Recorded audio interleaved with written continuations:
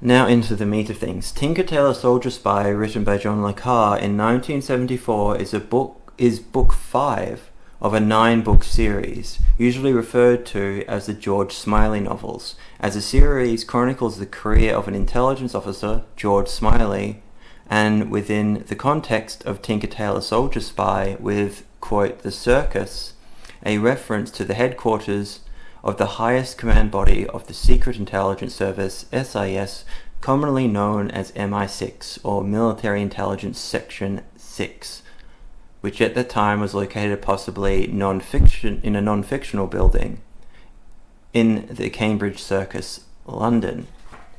And just so people know what the Cambridge Circus is it is an intersection where Shaftesbury Avenue crosses Charing Cross Road on the eastern edge of Soho, central London. However, Jean le Carré is also making a dry remark, this is apropos the circus, about the name of MI6, especially at the highest level of its command structure and operational praxis, thus choosing Cambridge Circus, London. Now, it is a very fitting and enigmatic and revealing remark about the nature of foreign intelligence services to call the head of MI6 the circus headquarters, And yeah, the circus, it's just brilliant. John le Carré is very adept at social engineering.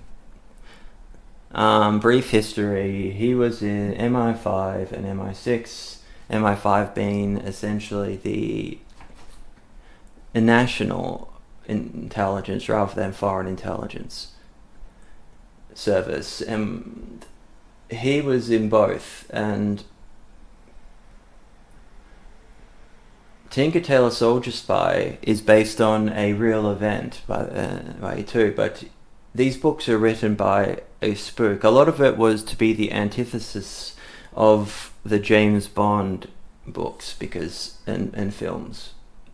Because anybody involved in any form of intelligence, especially human intelligence tradecraft, James Bond and I personally absolutely hate James Bond. It completely has no basis in reality on any level whatsoever. Now, MI6 let Jean le Carré write these books, and in fact he seemed to be pushed to leave MI6 to keep writing. You don't just leave. Anyway, the gift of these books is, and the film is, it's a fictional, but it actually shows how foreign intelligence services operate more accurately than any book you're going to find. Anyway, now it is also more important than people seem to realize, as it is also a reference to the Cambridge Five, a ring of senior officers within MI6 that were recruited by the NKVD in the 1930s by Soviet intelligence officers within Cambridge University. This is important, and why am I talking about this? Well, the secret intelligence services, also known as foreign intelligence services like MI6 in the United Kingdom, the CIA in the United States of America, and the KGB in the Soviet Union at that time, and also the NKVD in the Soviet Union, but that's a whole nother story, and ASIS, Australian Secret Intelligence Service in Australia, naturally. They all utilize prestigious universities to, quote, recruit, for lack of a better word, future intelligence services for their own country's secret intelligence services. However, foreign intelligence officers and assets infiltrate these prestigious universities to find ideologically radical individuals with potential or to radicalize individuals themselves. The amount of spooks that get moved into foreign universities working for foreign intelligence is astounding. How the hell do you think people from countries like Malaysia, where at one point I tried, well, I was very keen on cocaine when I was there, and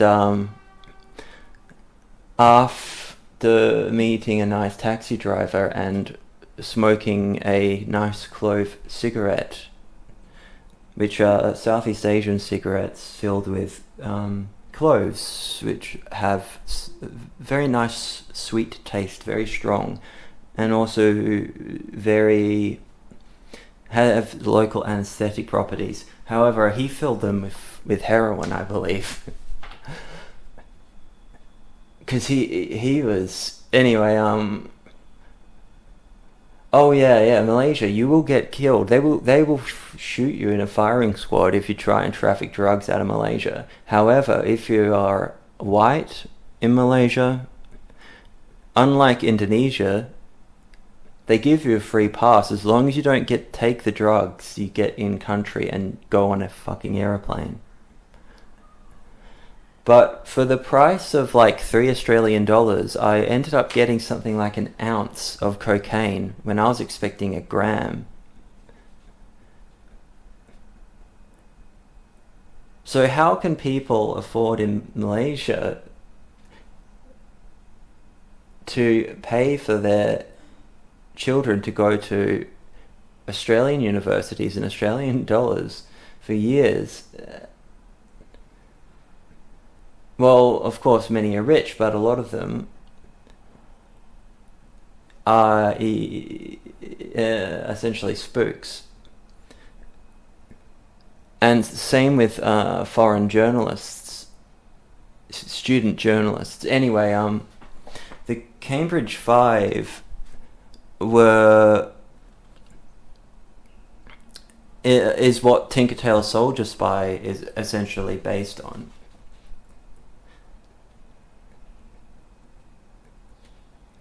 And I'll go back to my script. Now, this is important. Why am I talking about this? Well, essentially, foreign intelligence officers and assets infiltrate these prestigious universities to find... Yeah, I already read that part. Now, during the pre-World War II period is when the Cambridge Five are recruited from Cambridge University by the MKVD because they were communist sympathizers. Now, I'm going to use the word spook a lot, and I have to be clear. I keep getting in trouble with regards to using that word in titles of things because I didn't realize it was racist when the majority of... Anyway, spooks slang for intelligence officers in the UK and Australia and America too has nothing to do with race. And I just wanted to make that clear, and it's stupid that I even have to, given everything. Anyway, spooks infiltrate these prestigious universities in the guise of being foreign students to recruit in the same areas in many cases that, say, MI5 and MI6 recruit, usually students of international relations, which still happens to this very day. Now, how do I know that? I studied international relations at the most prestigious university for the subject in Australia. And intelligence officers from ASIS, the Australian Secret Intelligence Services, would show up sometimes to meet with interested individuals after international relations or IR theory classes, asking those individuals to turn off all phones and electronic devices and leave them in the room whilst you enter another room with a table covered in NDAs, non-disclosure agreements, which you have to sign. Now, I cannot say if I ever attended any of these meetings or what we discussed within them, or if I did not attend any of these meetings, or if I just know about them. All I'm going to say is ACES does do this, and they do this specifically with international relations because it makes sense. If you want to get intelligence officers to have to be able to do foreign intelligence, you're going to want them, if they're academics, with a history in a subject that's at least useful to the purposes. Now, people who know my work know how I am always accused of being, in the context of my work on the Order of Nine Angles, the ONA or the O9A, of being an insight role, which is essentially taking on a role for the purpose of infiltration and self-actualization for initiates of the system of the ONA. People who have no context as to who I am. Insight roles are something I've been accused of being, most notably by British journalist Jake Hanrahan, who said that I essentially was I think he said I was there's a direct quote. Jake Hanrahan said I was an O9A, Order of Nine Angles propagandist posing as a journalist. And this created a lot of problems for me, especially because this was when I was actually interviewing, just before I started interviewing David Myatt. I was already getting issues because of people believing Jake Hanrahan. Now, he and I have reconciled. However, it's very understandable people think that. And anyway, I naturally always refute the claim that I am an insight role. However, I can never prove definitively that I am not one. And the enigmatic nature of my history and time overseas has left me unable to explain things adequately for some people. A criticism of my work that some vehemently have hated me over, not quite realizing that I am having to protect the identities of many people involved, that I cannot go into great detail about some things, because it involves contacts, the privacy of my ex-wife, family, and also for legal reasons. Yep. On Twitter and stuff like that, some people do a lot of schizo posting about me, and because I don't give enough personal background information. Even though I've essentially given people some of the most damning information about myself in the context of my work taken seriously as a professional, given that I was a morphine addict over a 10-year period, and essentially a absolute abject failure of a foreign correspondent trying to freelance, and it going horribly wrong every time. And also because of my involvement as I used to be a Muslim. And people have been giving me a lot of criticism, even though I've given so much information about myself. Now, I'm not doing it as a form of obscurantism. I have been so honest in some of the most unflattering elements of my life and personal issues. I resent that some feel that I owe an explanation in full, completely disregarding the complexity of the situation of my entire life. I am entitled to have some form of fucking privacy. I owe you nothing. So, like with the ONA and my work as an investigative journalist, the spook world, the world of George Smiley and the circus, it's significantly more enigmatic. I bring up my own history with ACES spooks showing up to speak to interested students of international relations, as it still happens to this very day. And to those people schizo posting about that, I know you're trying to lure me into giving personal information about myself in order to better identify me, even though a lot of people that don't like me know who I am anyway, so that is redundant. Also, to those people, fuck you. I owe you nothing. Are you paying me? Are you...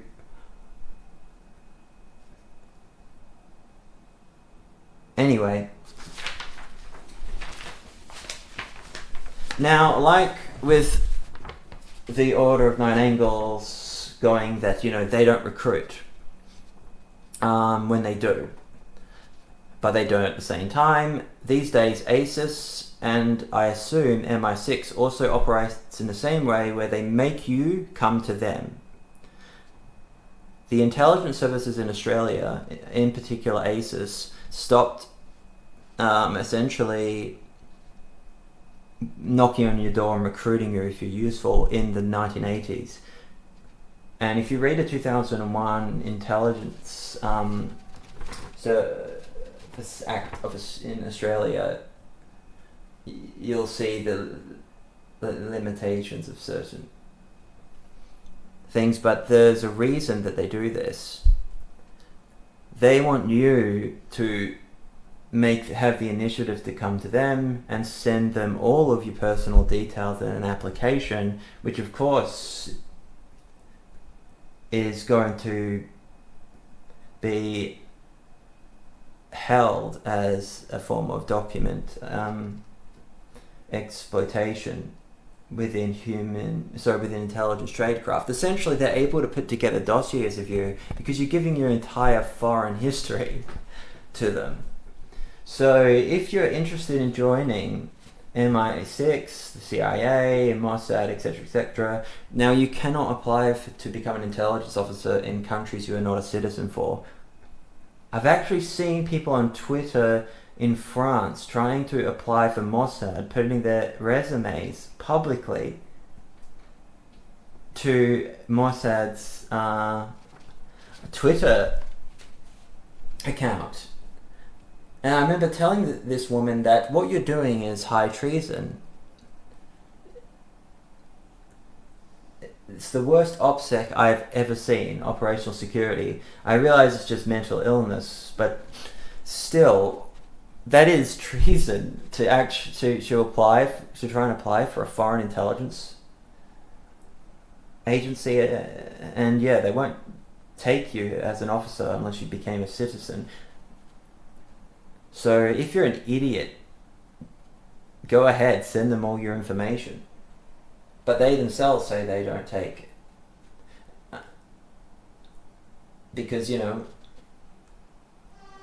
would be very easy to infiltrate foreign intelligence services if they accepted you as an intelligence officer from a country that you might not be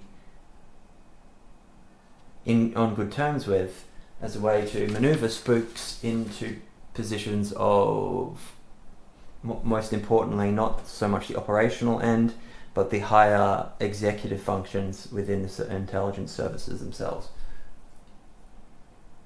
But yeah, they want you to come to them if you want to be an intelligence officer, that is, within your own country, because naturally they can put together dossiers and put those away on you. It's just another way of, it's an overt way of them collecting information on people who are doing it willingly. So if you do it, but you have to if you want to work as an intelligence officer, in most cases, that is. If you want to be an asset, you can work for anyone, but good luck going out and finding contacts. If you want to work for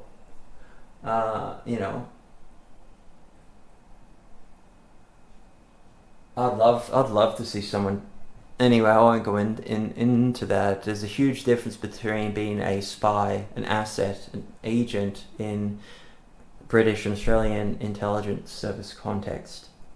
In America, they use the term, agent, special agent, I don't know why they should be calling themselves intelligence officers, because an agent is just a fucking asset, an informant, somebody whom you flip because they have useful information to give you information, and it all operates in the same way as my business operates. I make contacts as a journalist. I don't even use the word contacts half the time. I assets. And I do asset management. I have assets sending me information contradicting other assets' information, both of which whom are unaware that I'm in contact with multiple parties. And I then have to see who's telling the truth and try to do my best to manage all that. There's no difference in the world of being an intelligence officer dealing with asset management. I actually operate more in line with how a human intelligence officer operates than a journalist, because the methodology is more and the operational praxis is far more effective than just being a normal guy and trying to utilize codes of ethics within journalism that change constantly and deal with the amoral opportunism within it, which is why I am completely independent and want nothing to do with mainstream or even, independent journalist publishers like The Intercept, who rejected one of my pitches once, and when I was saying that Al-Qaeda were infiltrating masjids in Islamic communities in a certain area, and that there was definitely going to be a terrorist attack, and everything I said came to pass a year down the line. So I've been sick of dealing with mainstream journalism, because to me they're mainstream.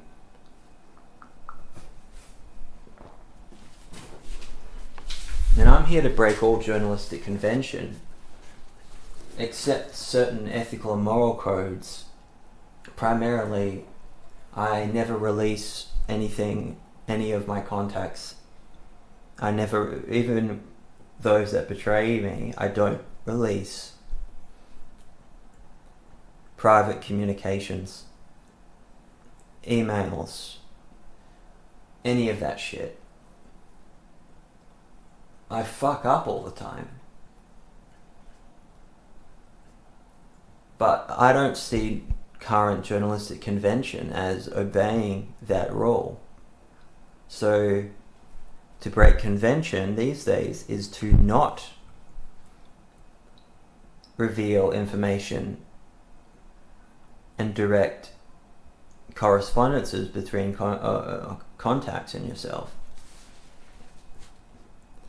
Anyway, back to them not recruiting. There are always exceptions one way or another depending on the trajectory of your life. You either go to them and become an intelligence officer or become an asset. In the UK, Cambridge University and Oxford University in particular are the breeding grounds of spooks. Oxford being infiltrated at least by 7 O&A insight roles, working as professors and in other areas and fields in faculty in Oxford University. My primary contacts that linked me with David Myatt were this 7 Oxonians, as they were calling themselves.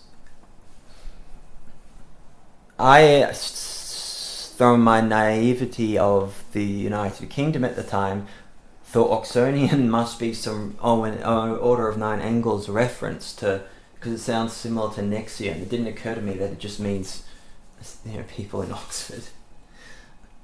However, there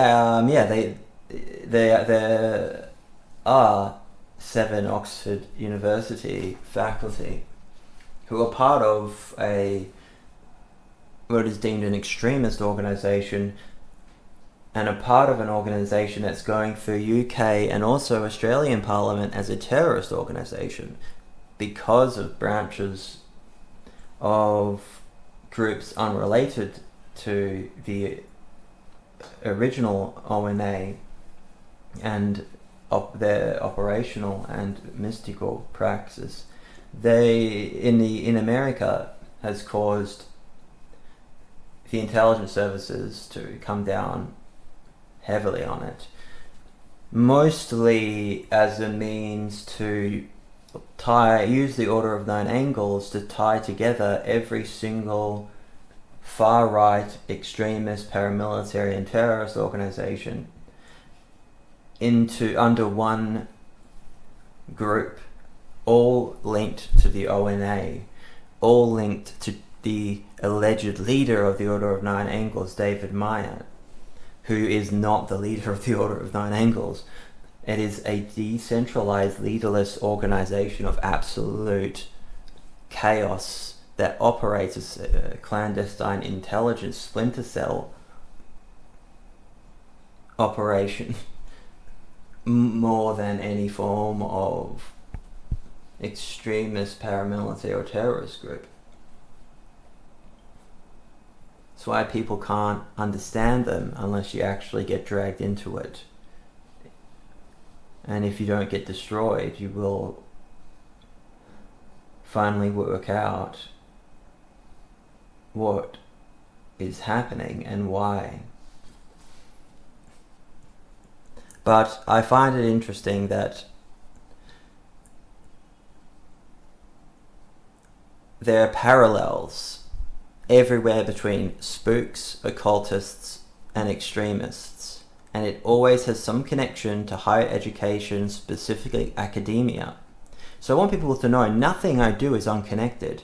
You cannot separate the intelligence services nor journalism from the occult, extremist groups, and terrorism.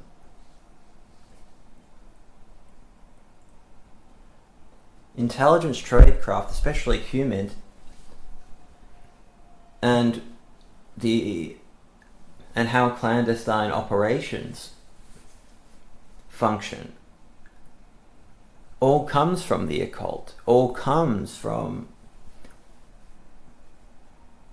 groups like the Jesuits, who use missionaries to Japan, for instance, as a means to try and displace the Protestant Dutch East India Company from having exclusive trading rights to Japan with Catholic Portuguese trading companies. The Jesuits were an intelligence operation created by Francis Xavier et al. And Japan's the proof of that. They don't care about Catholicism saving the Japanese people in Nagasaki area. Why the fuck are they going to Nagasaki? Why there to create division and a massive revolt? It's because it's the only international trading port of Japan to displace the Dutch Protestant monopoly. That's the only reason. And the Jesuits were intelligence officers there to create rebellion, to convert. Moving as missionaries was one of the primary means of getting information. Now, who else, what other groups of people move around a lot? Occultists back in the Middle Ages especially.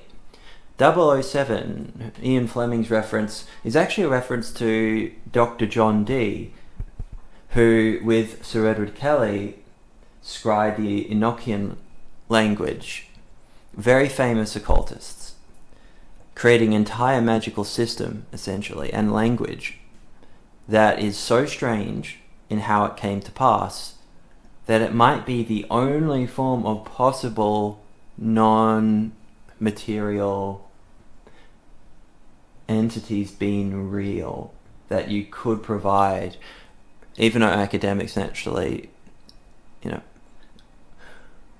dismiss it. But the way it was done is exceptional. Now these two, he was Queen Elizabeth's the first court astrologer, Dr. John Dee. And Dr. John Dee and Edward Kelly were sent all through Europe by Queen Elizabeth to spy on the imperial, the courts of foreign nations. Because they would do alchemy for aristocrats in Prague, for instance. And 007 comes from Dr. John Dee's code name for himself. Why 007? What's the meaning of that? Does that have some form of, gematria value or numerology? No, 007 is just two eyes and the 7 represents a hand. So it's two eyes looking with a hand over the eyes, like you look when there's too much light. That's all 007 is. So even Ian Fleming's horrible books, if I've gotten the author wrong, I don't fucking care in this context. I don't have my phone on me, nor the internet, nothing, because I want no distractions. The Bond books are making a reference to an intelligence officer, essentially, for Her Majesty's Secret Service, and 007, who was an occultist. And these guys moved around all through Europe, into the Middle East, everywhere, because people need foreign intelligence need assets or officers that have a plausible reason for being in foreign countries and moving around a lot. And as I said, the Jesuits were masters of doing this, but this goes back thousands of years. Sun Tzu, Art of War, the last chapter is all about espionage. A book I highly recommend. It's all connected. Everything I talk about is connected. When I've talked about occult related subjects, it's connected. The intelligence services utilize reductionist sort of sciences based upon esoteric and mystical practices and psychology, reading behavioral stuff. It's all, my point being, it's all connected. People who complain about me about wanting me to talk about occult stuff more because they're not interested in the ONA, even though the ONA are an occult organization, and also people wanting me to talk about other stuff, like everything I talk about is connected. And there are so many other people doing that already, and I'm not criticizing. If I'm going to talk about things, I need to be interested, and I don't regurgitate information from other people who do a better job than me anyway. So this podcast, and the purpose of it, is to be more freeform than my journalistic videos, which are heavily scripted, and so I can produce more content because I have so much I want to talk about all the time, and this is an unstructured outlet for it. Just because I'm talking about the intelligence services today does not mean I'm only going to talk about the intelligence services. I will talk about whatever I feel like talking about. However, there are a lot of things that people recommend or ask me to talk about that are really good. So I appreciate that. Yes, one day I'll go into the Serbian stuff. Absolutely.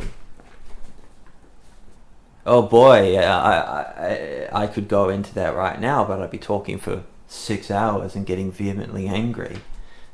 Because this involves the Cambridge 5 that I mentioned earlier. The NKVD, Soviet Union infiltration of the intelligence services, specifically MI6.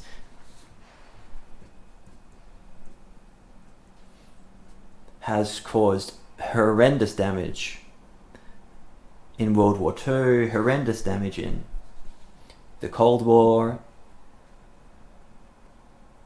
And as they rose through the ranks, people that were exposed at the Cambridge 5 into leadership positions of organisation and executive positions, everything got compromised. Now, George Smiley, who is the protagonist of John le Carre's 9-book journey, is the best representation of a spook in literature in my perspective, and also in film. To quote from his first book, in the Smiley series Call for the Dead, there's a chapter titled A Brief History of George Smiley.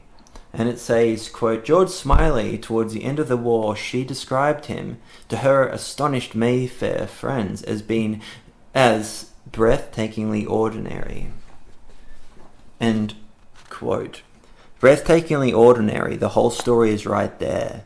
The unassuming male. This is one of the most important concepts people need to realize apropos the intelligence services, extremism, terrorism, and occultism. People who are the real thing don't dress up.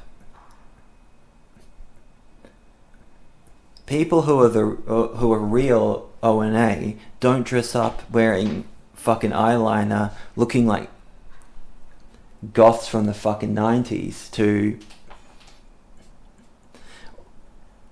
or wearing balaclavas and having a framed picture of David Myatt and an M4A1 carbine in one hand and Hostia in the other. They don't do that. They look like your professor in their 60s at Oxford, who is teaching, Marxist critical race theory to you. The professor that taught you how, that showed you why anti-fascist ideology, communist ideology is so amazing, and the reason and the inspiration to becoming somebody who is fighting the system is a neo-Nazi who's close friends with David Myatt and says things like how brave Iran is, being the only country to publicly deny the Holocaust vehemently. That you are dealing with that, and good luck finding these people, Antifa. Good luck, hope not hate. Do you think I'm ever going to give the names of any of these fucking people to you? Most likely they're using the names of their colleagues who are completely innocent in the matter. And, essentially as opfers in case somebody leaks the information. And they are anarchistic enough in their mentality, these old O&A men, involved individuals that go back to the fucking 1970s and 1980s. Some of them don't give a shit about being exposed because that might be a good thing. Not necessarily for them, but for the sinister dialectic. Now, I'm never going to do that. However, people, Jake Hanrahan, I know you're not listening, but if you are, by any chance, don't try and expose professors and faculty members at Oxford as being Order of Nine Angles neo-Nazi extremists, because you're going to be exposing some random person who's a colleague, most likely, to the real person, and then ruin their lives. This is why I break all journalistic convention. I refuse to do that. I refuse to expose these people for having an ideological difference from the West and intelligentsia. I don't care if you're a neo-Nazi. All I care about is if you are involved in neo-Nazi terrorist designated groups and extremist groups. Tell me if you're a contact, so I know to perform certain operational security, OPSEC. If I don't know people, contacts are still involved, I don't care if you're still involved, for fuck's sake. I talk to people who are involved in Salafist jihadist groups. Because I'm here to get the information. I don't give a shit about your personal politics. I want to know what's happening, but I need to know so I don't have counter-terrorism charges thrown at me. Because I'm of course going to have to be more more prudent in my operational praxis with you as a contact, for instance, if you're associated with the Atomwaffen division. Because most likely you're going to be under surveillance. And I have to be very careful because I have direct influence over movements of designated extremist groups in the UK, even though I am not in any way tied to the United Kingdom beyond my investigative journalistic work into the Order of Nine Angles and into David Myatt and his life. As a foreign citizen, so as a Australian citizen, I am performing espionage myself inadvertently, because whenever I talk about the ONA, major players involved in ONA collectives in the UK react, usually subtly, which I'm grateful for, but what I'm doing is technically espionage. But I'm not doing it intentionally. Power waxes and wanes. I've got no interest in having any influence over a extremist organisation. Now, I don't consider it extremist in the UK, other than that they don't follow the current social paradigm of what is acceptable. They're transgressive and they infiltrate the civil service, academia, etc., because these people are very highly functional, they're very brilliant people, and they want to bring forth aeonic change in their own way, which is the sinister dialectic. Doesn't mean through violence, doesn't mean through... The beer hall pushed by Adolf Hitler, coup d'etat, was an absolute disaster, other than being an amazing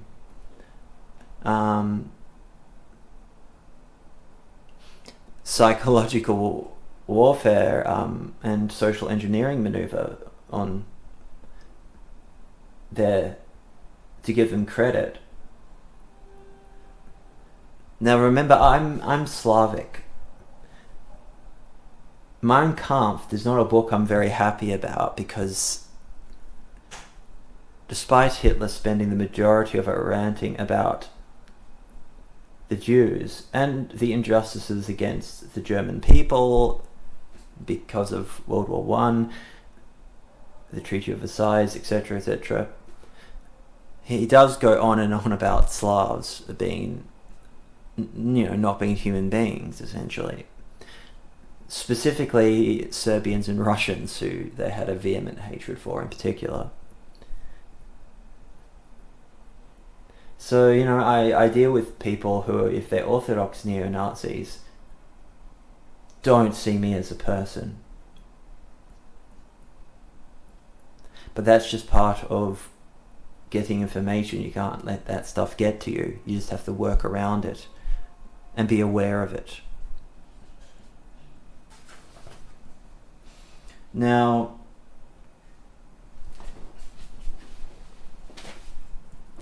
I have a lot of information that I wanted to go into, but this is an introduction to this podcast series, which I'm hoping to do twice a week for quite, I am still doing and making music. However, I've had to sort out things in my personal life at the moment, which is why I have not been around much, and I'm not going to go into that because, like I mentioned earlier, I have the right to have a private life.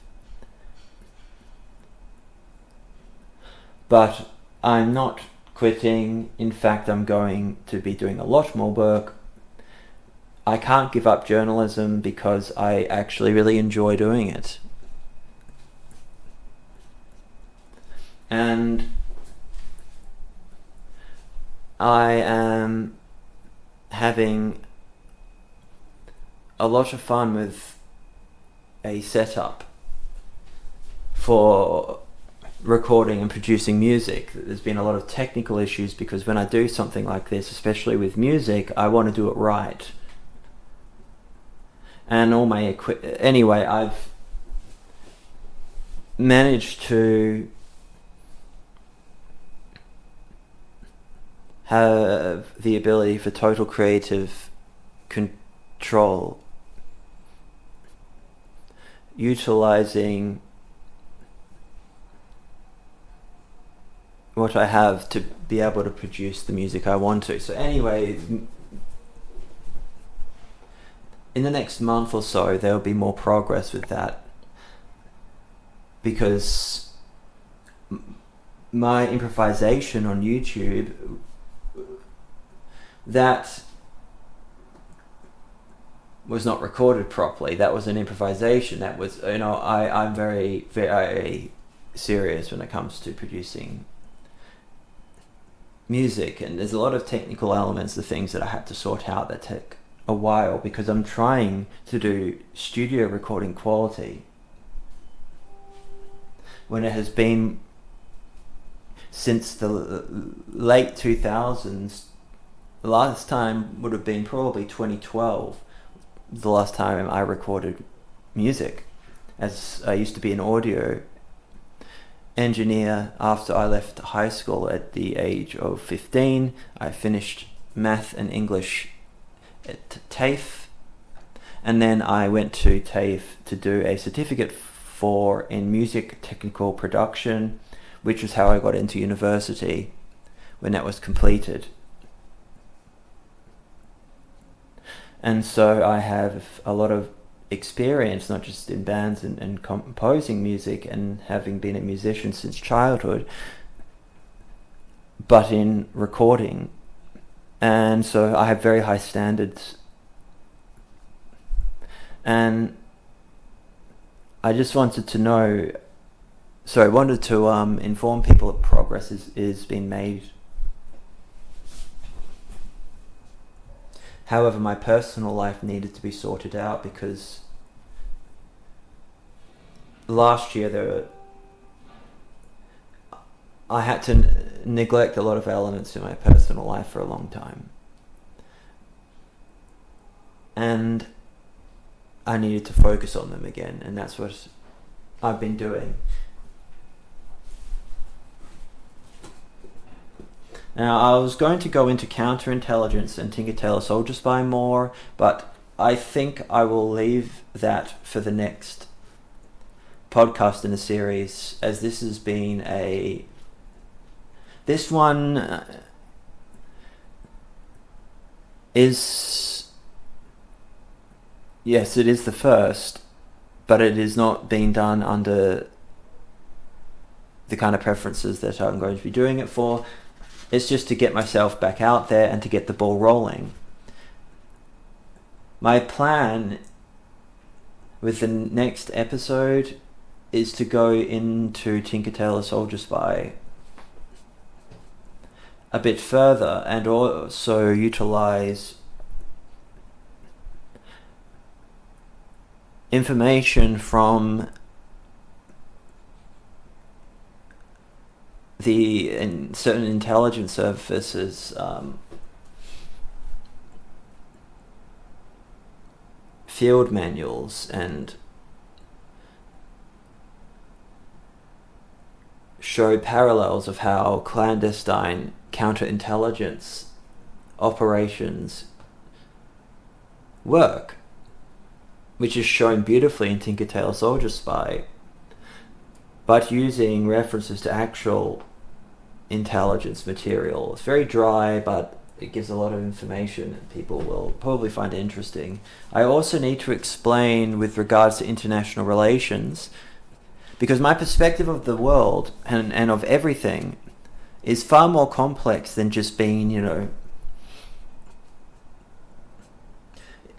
some occultist, somebody involved with Aleister Crowley's thelemic stuff. I do not even consider myself in any way associated with any form of thelemic perspective. My perspective is a existentialist one. However, it is very heavily influenced by international relations, IR theory, in particular realism in international relations theory. I've mentioned realism over and over and over again.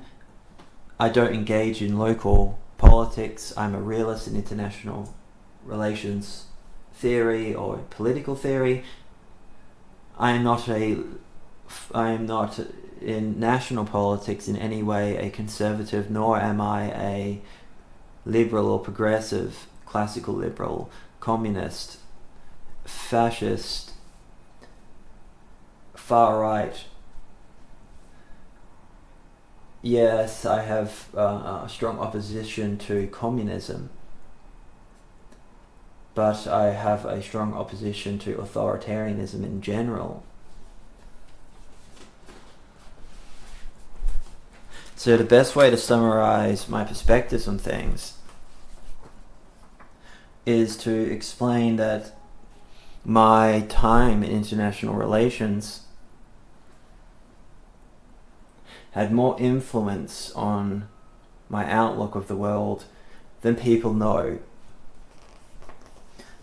And a brief description of realism is, it's a tradition of thought that persists the struggle for power and the condition of anarchy as two fundamental realities of international relations.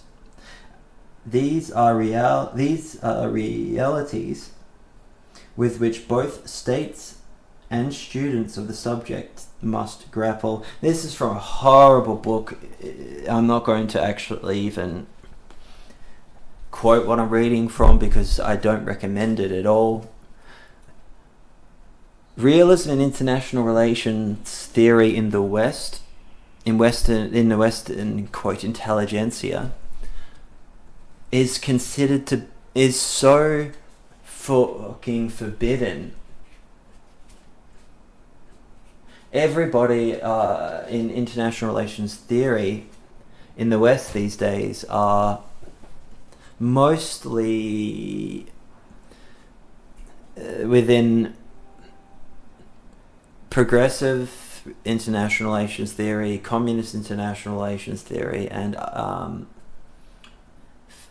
feminist international relations theory, which is very, very different from realism. And even liberal international relations theory is, as far as I'm concerned, something inherently flawed. Realism is extremely... Now, I'm not going to use modern terminology and slang as jokes for my mostly far-right leaning audience, but if there's one word to use for realism, now there's multiple forms of realism in IR theory, but to make it simple, there's mostly classical realism, some Machiavellian shit. Literally, it's Machiavellian, heavily influenced, and Thomas Hobbes' Leviathan, things like that. Interestingly enough, the best writer on realism, international relations, political theory, happens to be French, which to me is fucking astounding, given that most French academics involved in this, especially in postmodernist and times, they are usually very, very far left leaning.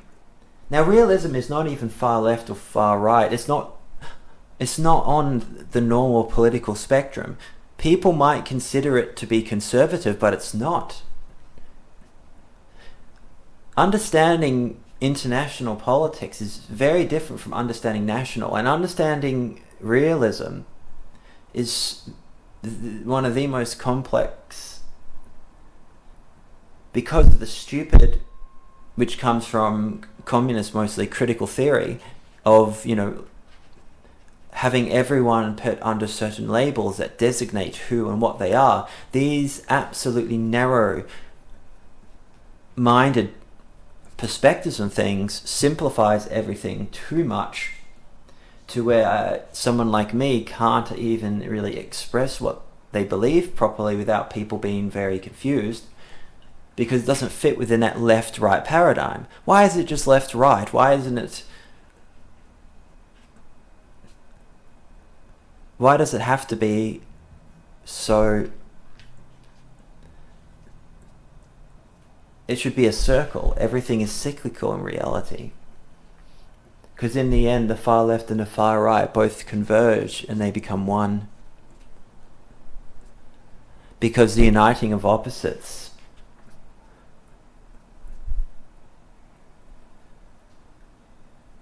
it always takes place. And ethnic cleansing. Critical theory is the basis, and you far right people that you are falling into the same traps that you are trying to fight against. So I'm being serious. You're falling into being labelled in communist-based critical theory. Critical theory, any theory that seeks to question traditional theoretical methods and purposes, is usually guided by a suspicion towards empiricism and positivism, and a commitment to overcoming forms of social, economic, and political domination. It thus includes, among others, feminism, postmodernism, Marxism, and critical theory, all of which are skeptical of claims that the world is as it must be. In this respect, it converges with constructivism too, which I'm not going to go into, but critical theory is a specific type of Marxist-inspired critical theory developed by the Frankfurt School of Social Theory. So critical theory is essentially trying to a good example is if I have a table in front of me and go, it's a table, right?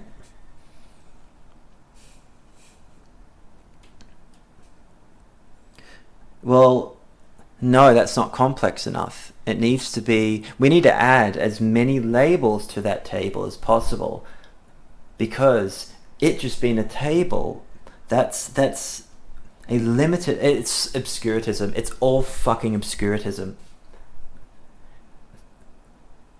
The fucking critical theorists are... you can see why I'm not in academia. It actually, interestingly enough, I had all the best academics I have talked to and had as professors in Australia. Well, out of all of them, only one truly shined. It was ex-Soviet Union guy from Russia, family from Central Asia, under when the Soviet Union had Azerbaijan as one of its unions before the breakup. But yeah, this Russian guy who just looks like a slightly shorter and more tanned Slav, essentially. He's fucking fantastic. He's no longer involved now. Because he's a realist. He was an extremely cultured man who would put on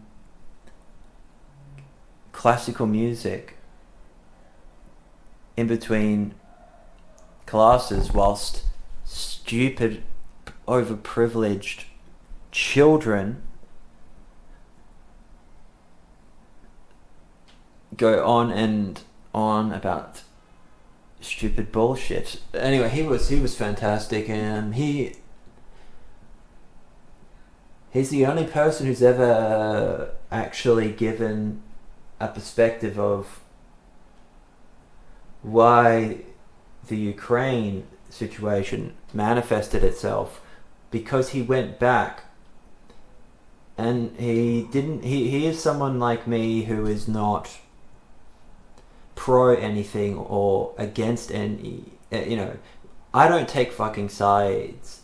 I am not pro fucking Ukraine. You know why? Because I see people wearing I see neo-Nazis going to the Ukraine wearing SS Deringer Brigade patches to go and kill Russians. They're not going there to kill Russians just for the purposes of making money as private military contractors or illegal insurgents and paramilitary. They are there to kill Russians because they're Slavs. They're there to ethnically cleanse Lebensground. So Biden is funding Nazis to go and kill and ethnically cleanse Slavs. So fuck Ukraine, fuck Western Ukraine, fuck their government, and fuck Biden. I'm a Slav. I don't approve of my Russian brothers being ethnically fucking cleansed. Now, there's another side of this, which is the pro-Russia side. Now, everyone knows that I'm connected to Serbia, right? Serbia always sides with Russia. I mean, fuck, there's essentially no difference between a Serb and a Russian. The only difference is that there's a bunch of fucking Romans in the way. And, however, there are many reasons for Serbia to side Russia. Contacts I have in China too, it's very interesting. They absolutely love Serbia and they love Russia. And it's not because Serbia was under our fucking communist regime. No, Serbia was absolutely not a good representation of fucking communism as part of Yugoslavia. Yugoslavia was communist, yes. Serbians will always be mostly royalists, like my family. So anti-communists in the sense that, I mean, my grandfather fought with Uncle Draza, leader of the Checheniks in insurgency against Germans, the German SS and the Croatian SS and the Bosnian SS and the German army in World War II, after the destruction of the Yugoslav army and the Royal Serbian Regiment, I believe it was called, which my grandfather was in. And they all ran to the mountains, Taliban style, and fought a brutal insurgency against the Nazi occupation. And I've got pictures of my grandfather with Draza Mihailovic. So extremism interests me because my grandfather was a terrorist and extremist. Why did he not get hung and the entire family put to death by the partisans and Tito, by the communists? Well, it's because he spooked his way out of by working for multiple intelligence services during the Cold War. He had something like 7 or 8 different fucking passports and identities.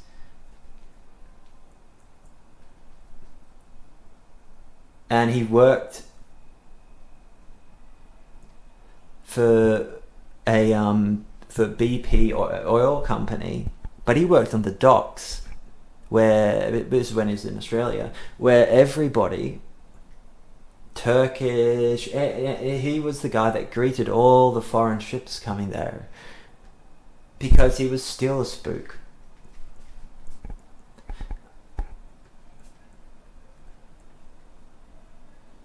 I find all this stuff very interesting for natural reasons. But yeah, I'm going to need to explain in a way that's not too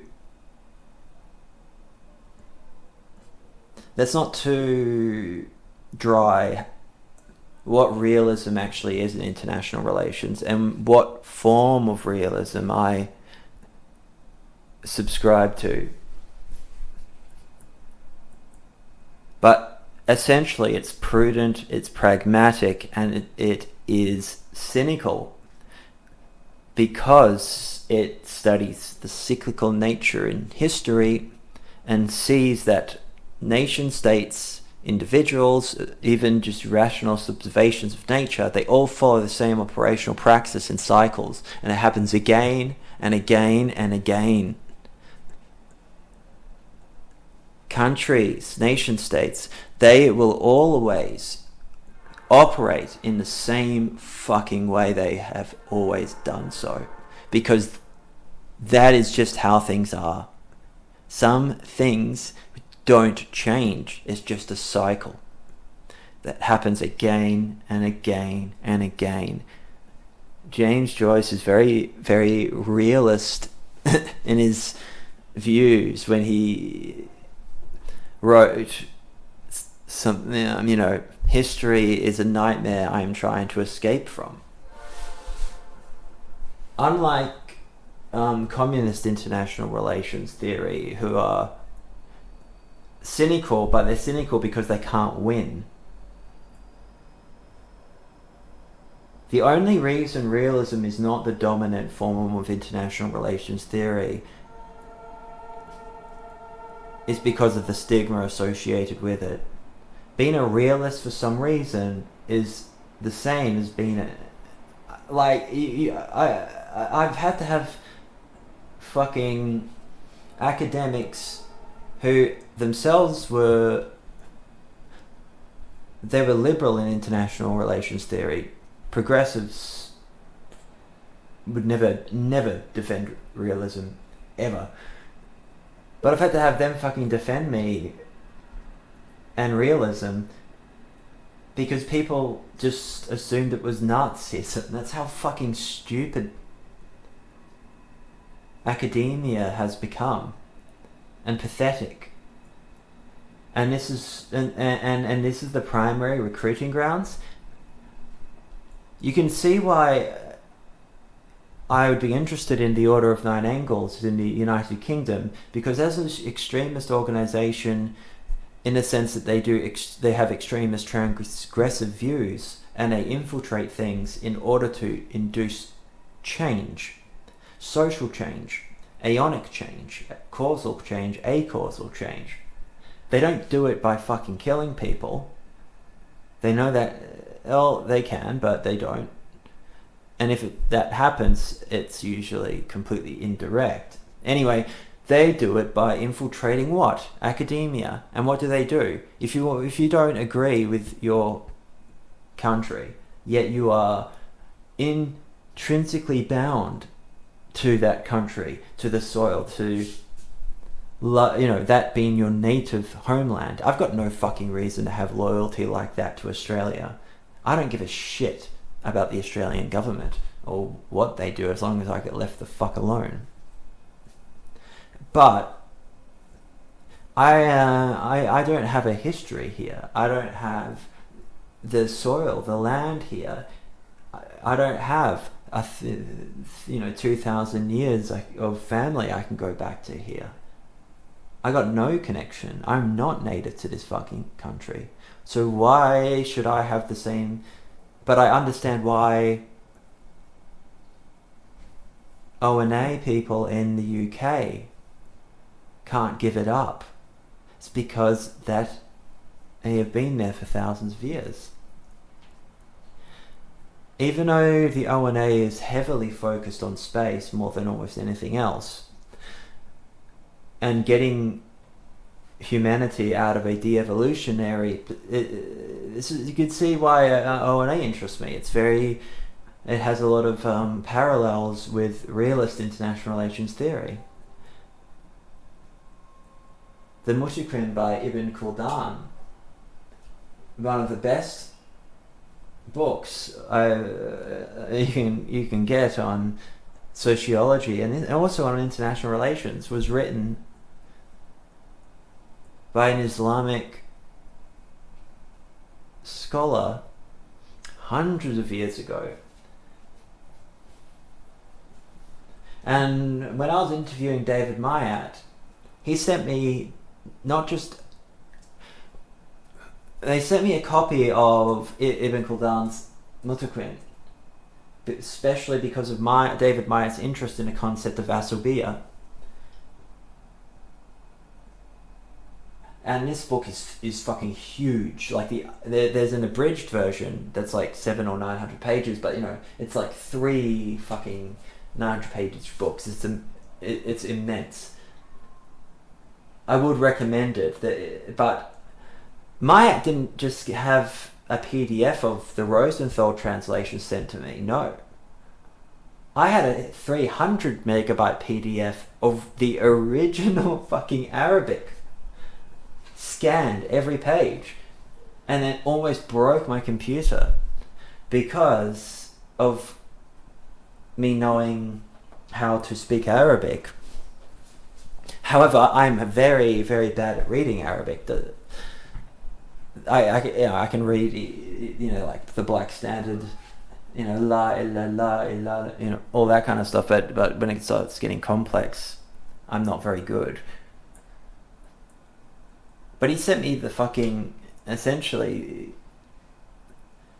an original, and I then had to ask if they would recommend a Rosenthal translation, which they did. And I'd recommend the unabridged, but it's huge. It is huge. I'm amazed that book is not in Western academia put in the same level of importance as Thomas Hobbes' Leviathan, because fuck, it is just as important. It is realist international relations theory, essentially, but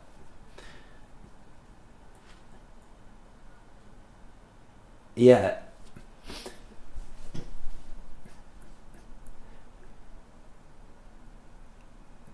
Now, if you want to destroy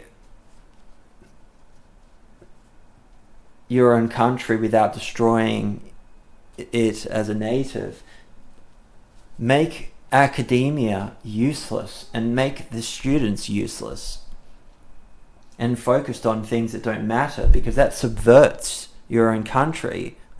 And for you to have actual real change, which for the ONA is to be able to have humanity go into an evolutionary, which is very different from revolution. All a revolution is, communists, Nazis that want to go on a fucking revolution. A revolution is just replacing the same system with another system that is the same. It doesn't evolve. It's just the same shit happening again and again and again. You see, this is the problem with communism. This is the problem. This is me talking IR theory here. It's just the same thing happening again and again. You're not evolving beyond that.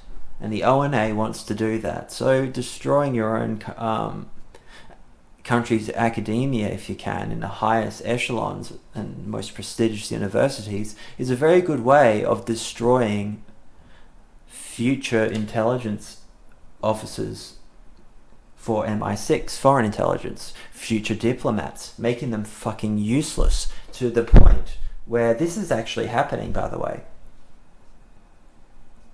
Despite no longer being involved in academia, I still have access to a lot of academic papers. I've been cut off now by my institutions.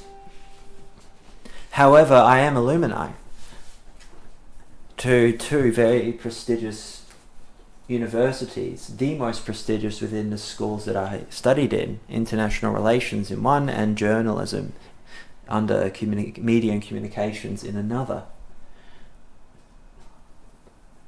That gives me quite a lot of, despite having no future in academia, it gives me a lot of traction with being able to communicate and network with academics around the world. And what I'm starting to realize is this. The days of Tinker Tailor Soldier Spy, of spooks like George Smiley, are over. The demise of John le Carré with his perspective, however, and in his old age, essentially, which is quite sad because he's brilliant. It's just he fell into the trappings of social engineering that he helped to engineer.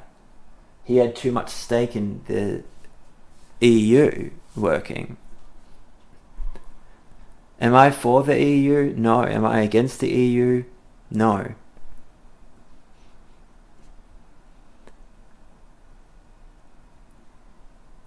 I'm not taking a stance on it at all.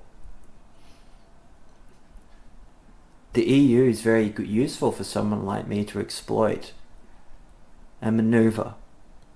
It's easy to move intelligence officers through the European Union than it is to get them into Serbia without suspicion. Though you can go to Serbia with no fucking visa, depending, for quite some time, about 6 months. Serbia is not part of the EU.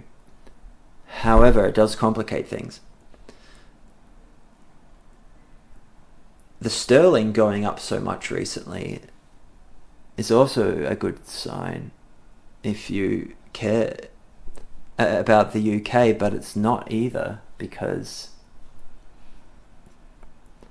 if you want to destroy your country to rebuild it again, essentially, you need to destroy it financially, you need to destroy it academically, you need to destroy and subvert everything. The ultimate goal of the ONA is to get into space. Even David Myatt, at the end of my interview with him, outright states this. Everybody's obsession with Suffolkshire, or whatever it's called, near the border of Wales. Yes, it has great importance to... I would recommend going there and listening to Richard Malt's music.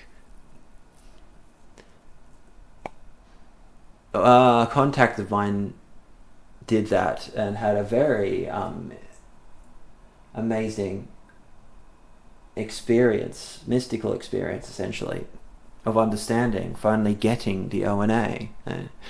It's very useful for those purposes, but the ultimate goal is the stars.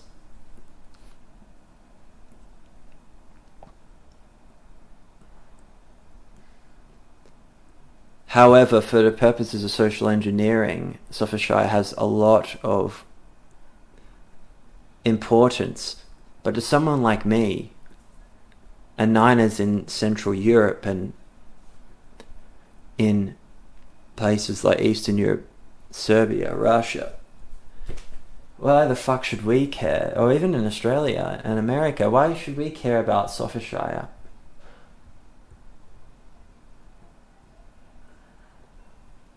Other than it having significant importance to individuals that people think are associated, which a lot are by proxy, but you know, I have no Anglo-Saxon blood in me. I have no connection to that land either. So to me, it's not that interesting because I have no history there. If I want to experience a kind of neo-pagan ancestral awakening, I need to go to a certain place in Serbia where I can trace my father's bloodline for like 2,000 years in this one little place in Serbia. Now that, for me, is powerful. That has importance. If I was associated with the ONA as an adept, let's say, I wouldn't be running around Suffolkshire. I'd be running around where I'm from. A lot of Malt's music, and of course the Dear for Quartet or Quintet, it's like with John le Carre's 9 books. There's more in literature. There's usually more truth than in operational manuals and field manuals. And for the ONA, it's very much the same. It's a good way of getting people to understand some of the concepts. However, at the same time, it's social engineering. It's the same with regards to Richard Malt's music. It is socially engineered to induce, especially his non-ONA music,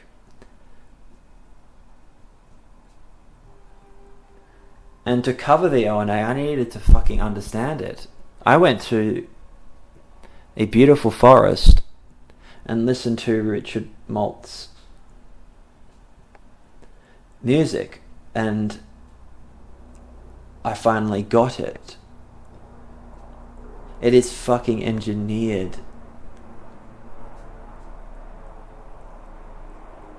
But there's a lot of red herrings with Myatt and Malt. And they over-focus on Sophishire with people in the UK.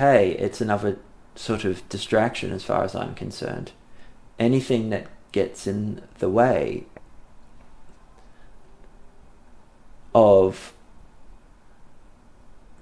the ultimate higher purpose. And another thing, you should not be political if you're in the ONA. Because it's not a political movement or group. You can infiltrate political groups and movements as an insight role, but you have a very clear and defined purpose. And most of it is, typical apotheosis type stuff, but it's all about the fucking stars. If you look at a lot of the older Niners, they all follow, if they're on Twitter, they'll have pictures of stars. They'll all be following NASA and satellites and stuff. Why the fuck are they doing that? They're making a very overt hint about what the ONA is actually about, and a lot of journalists are too fucking stupid to realize it. T15, I'm sorry, I'm gonna have to fucking put my little theory out there on Twitter about what Thorman15 on Twitter, who is not David Myatt, by the way, Jake Hanrahan. I tried to tell you that, but I know who they are. And they're not Myatt. Anyway, they are people or a person who is incredibly knowledgeable about the Order of Nine Angles and is involved from its conception. So they are an authority. However, they are, of course, a very, very absolutely biased authority, but an authority nonetheless. And all of the accounts they followed, and this goes all the way back to before people, because the Hanrahan started to, they just followed NASA, they followed satellites, they have a picture of the Earth. These are little hints there. Everyone is running around Sophishire, yet ignoring the stars. Some are wanting to get rid of the dark gods, but these dark gods are now it's been one, now it's been a star. As Crowley said, every man and woman is a star. Essentially, in a lot of Hermetic traditions, you die and you die and you die, and you're reincarnated until you sort of transcend that and become a star, a literal star. But at the same time, you are already a star. As above, so below. This is why esotericism is a fucking nightmare to deal with.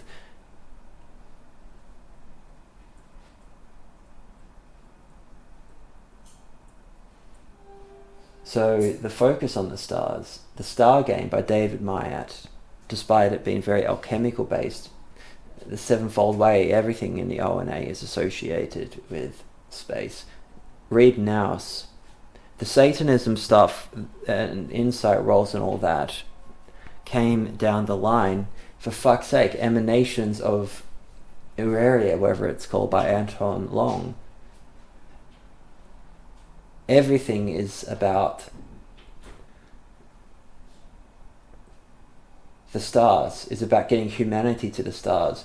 Read the end of my interview with David Myatt. And I'm going to end this podcast episode. As I said, it all ties together. I'm going to read the very last statement in the last interview of David Mayat by anybody. I don't know if he'll do another interview with somebody else down the line. He's done so many now, he probably doesn't need to. In the publication, An Uncertitude of Knowing 4 Interviews with David Mayat, published on Amazon. It's available in Australian bookstores, which I find quite funny. Naturally, I own a copy. I'm, by the way, I haven't made any money off this. I didn't know they did that, but I gave them permission. So I have no issue with them having published my interview. I don't give other people permission, but, David Mayat is... Yeah, so between March 2022 and March 2023, David Mayat gave 4 interviews, each one of which was informative about his philosophy of pathomethos. Gnosis, physis, whatever you want to call it, knowledge through suffering. His life experience about extremism and about his current views. Together they provide a very comprehensive understanding of not only Mayat himself, but also his philosophy of Weltanschauung. I'm sorry, Germans, I cannot pronounce it. I love that they, in my interview, they add a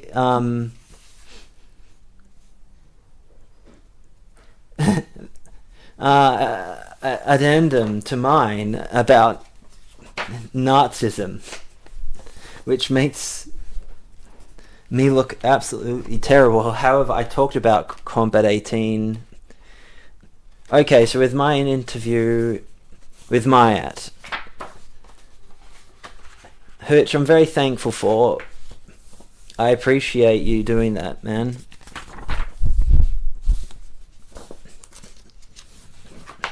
And it means a lot to me as a journalist, especially because at that time I had to really find out about you. Now, at the end, Mayat says something quite interesting. March 2023.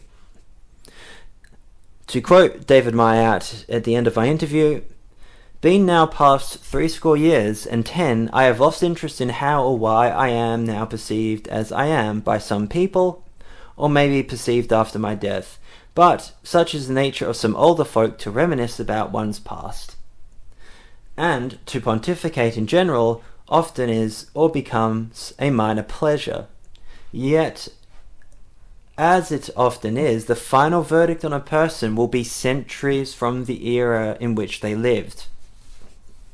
And a perspective that the Jesuits view the world, the Order of Jesus Christ, they see things in centuries.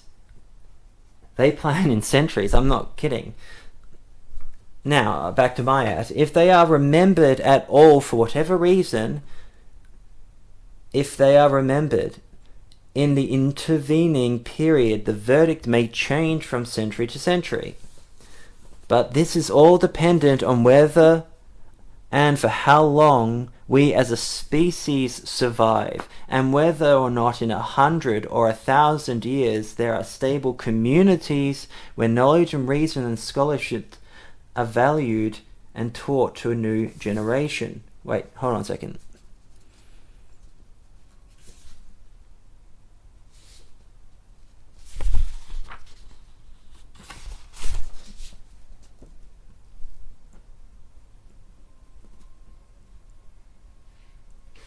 Anyway, I may have found the wrong part, but